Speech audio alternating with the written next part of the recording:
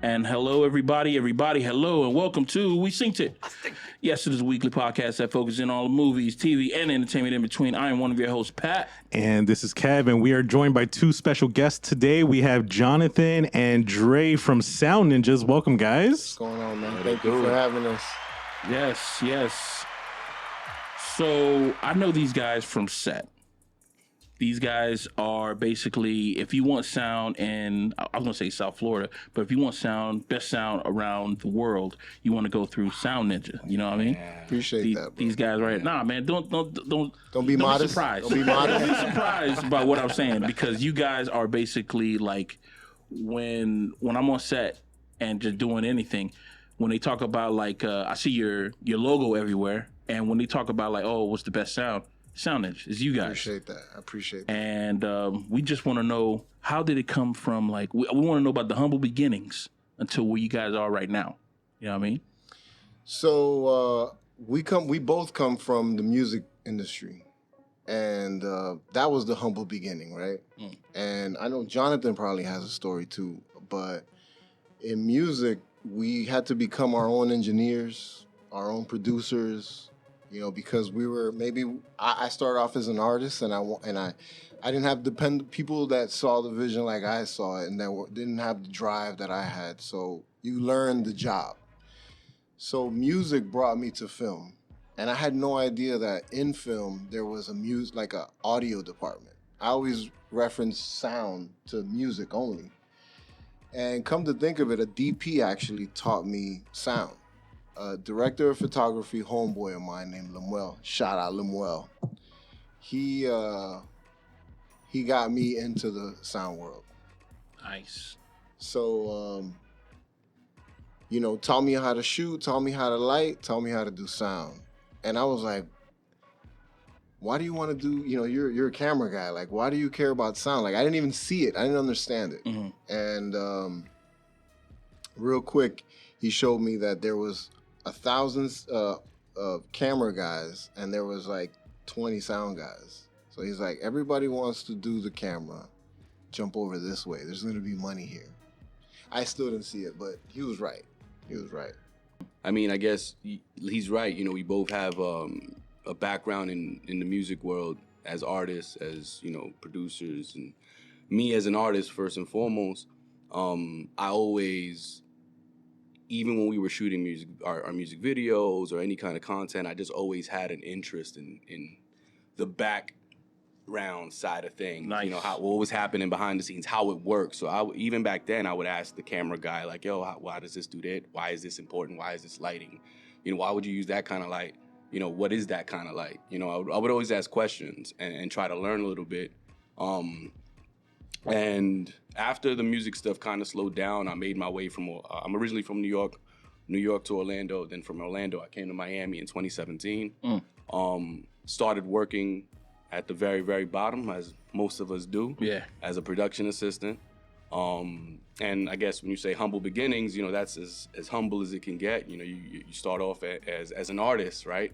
Entertainer, in a different, light, I guess, and then you for the better, you're an intern but paid. Yeah. Not well, but yeah. But you're paid, right? And I took that as film school, in a sense. But rather than pay to go to film school, I got paid to go to film school. Not much, still a grind. And I'd say from the day I started, I told myself I'm not gonna do this PA stuff for more than a year. And literally about like 6-7 months into it, I met Dre on a project that I was You were 6 months into the film world? Yeah, because... That's pretty good. Yeah. You guys both mentioned that, you have a background in music before you got into it. Do you think that gave you an advantage? Because I'm assuming if you started in music, you want the quality to be as best as possible. Did that help you when you started transitioning over to the movie industry? It didn't make it easy for me, because it's still a whole nother world, right? It's a whole different mindset, set of people, workflow, But the basic principles that I learned from the music industry and being an artist, I was still able to apply that to film and television production. You know what I'm saying? And that's my work ethic. You know, and at the end of the day, always being humble, humility, and you learn that real quick. You know, as an artist and as a musician, you're never really that good. You know, That's the truth. though. You're never really as good as you really think you are, because then you hear somebody, you know, come, you know, Rip your shit apart, right? Like who just woke up. Yeah, or like as a singer, you know, I'm a trained singer my entire life, and then it's like you hear somebody else on, they drop a track and they just like killing you, like I got to get better. Yeah. Audio is pretty singular.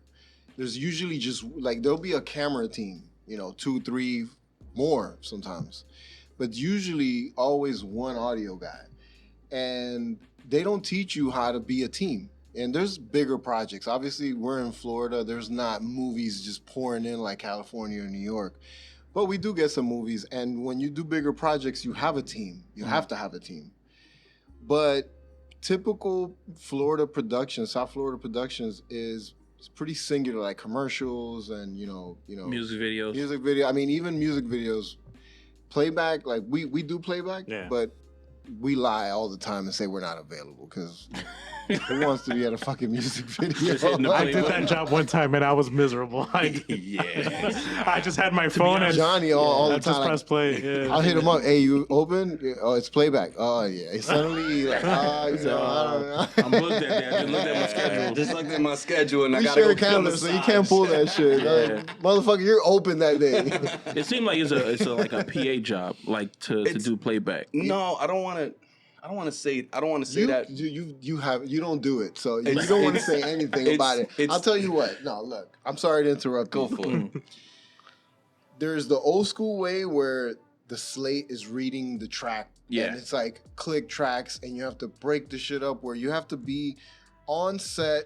Sometimes the director's like, "No, I want just the hook. No, I want," and it's like you have to be doing more than just press play. Oh, so you got to cut it up. You got to So cut it's up just- like oof. it's 3 artists. You have to cut up their verses.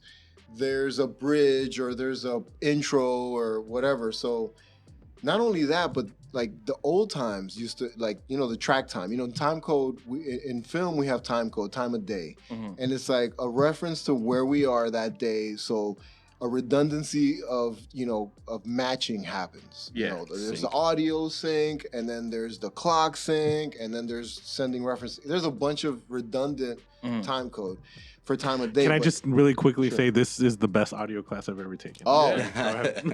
I got cheat sheets only. On most of our shoots, right? Like we show up with our mixer, our wireless, our transmitters, our camera hubs, and that's that. And it's just like when you're doing playback for a music video, it's just like sometimes it's that, and then so much more, and then you're there for a whole day, or more than a whole, like damn near 24 hours. You know what I mean? You know how music videos can go. Yeah. And it's just like it's. I'm gonna say too much for me. I'm gonna say something that's real fucked up. Go ahead. He's spoiled. It's because audio guys are spoiled. Usually, not usually, but a lot of times we'll get there last and we'll leave first. Yeah, I've been on a lot of sets and I've just seen your tail lights just leaving as it's like Before Listen, the father, call sheet my said, father always told me 12 work hours smart, left. not hard. "Work it's smart, like, not hard." damn, Work smart, yo. not hard. We My still got father 6 always hours. told me. Pat, me and you have done a lot of sets Yeah. together. We've grinded. We sweat in the same heat.